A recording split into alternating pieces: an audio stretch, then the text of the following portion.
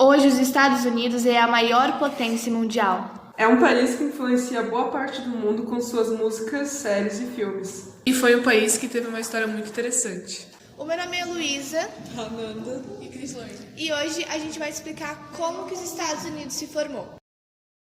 Século XVII, na Europa está rolando o absolutismo, ou seja, as cidades estão crescendo, junto com elas está crescendo a fome, a pobreza e as doenças, sem falar nas perseguições religiosas, principalmente na Inglaterra.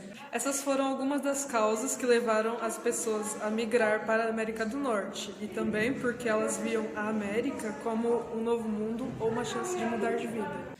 Em 1607, chega a primeira embarcação com os primeiros colonos, que ficaram conhecidos como os pais peregrinos. Esses grupos eles se estabeleceram na costa leste, onde eles fundaram 13 colônias independentes entre si. Entretanto, no projeto de povoamento não havia a integração dos povos indígenas. Logo, os colonos eles empreenderam uma luta sistemática contra esses nativos. O que ocasionou a dizimação de diversas aldeias, e os que sobreviveram foram obrigados a migrar para o interior do território. É importante dizer que as colônias elas foram divididas entre as do norte e a do sul. As colônias do norte elas eram focadas na produção agrícola para o mercado interno, ou seja, prevaleciam as pequenas propriedades com a mão de obra assalariada e a servidão temporária. Enquanto as do sul, elas praticavam a monocultura principalmente do algodão e do tabaco, prevaleciam os grandes latifúndios e o uso da mão de obra escrava. Por quase 180 anos, as colônias elas tinham uma certa autonomia, então a Inglaterra não ficava se metendo muito na vida dos colonos. Mas isso começou a mudar a partir de 1763. A Inglaterra tinha acabado de sair de uma guerra, a Guerra dos 7 Anos contra a França. Ela saiu vitoriosa, porém, ela saiu quebrada economicamente, porque uma guerra de 7 anos, ela causa muitos gastos. Então, para tentar aliviar os efeitos dessa crise econômica, a Inglaterra ela estabelece uma série de leis sobre as colônias que cobram impostos altíssimos para as pessoas de lá.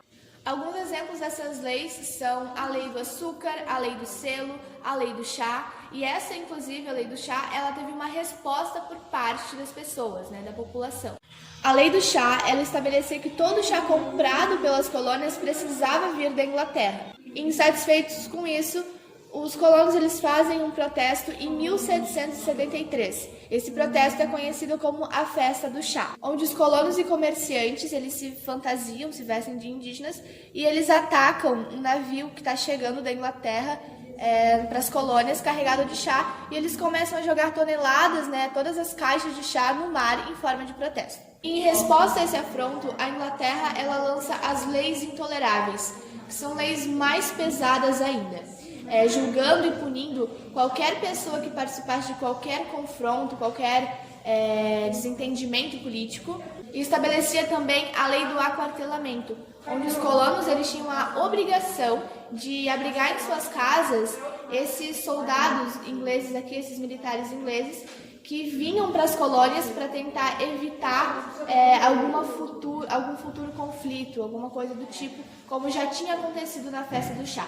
Com o povo todo revoltado, os representantes das 13 colônias se reúnem em 1774 e criam o primeiro Congresso da Filadélfia, aqui, onde eles discutiam meios para tentar se livrar de toda essa repressão inglesa, até porque eles não estavam acostumados com toda essa intervenção da Inglaterra. Então eles elaboram um documento de protesto pedindo maior representatividade na política para a Inglaterra, e é claro que a Inglaterra não aceita isso. Um ano depois, eles criam um segundo Congresso da Filadélfia, e é então que eles decidem de verdade se separar da Inglaterra por meio de uma guerra, a Guerra de Separação.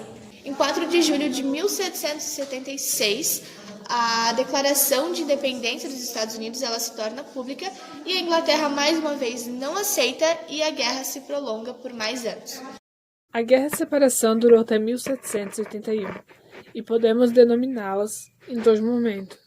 No primeiro momento, as tropas militares lutaram praticamente que sozinhas contra os ingleses. Já no segundo momento, a partir de 1778, os Estados Unidos contaram com a ajuda da Espanha e também e principalmente da França. Em 1771, a última tropa inglesa foi derrotada e, finalmente, a guerra chegou ao fim. Constituição. A Constituição dos Estados Unidos foi promulgada em 1787, de caráter iluminista, ou seja, defendia a liberdade, igualdade e também a fraternidade.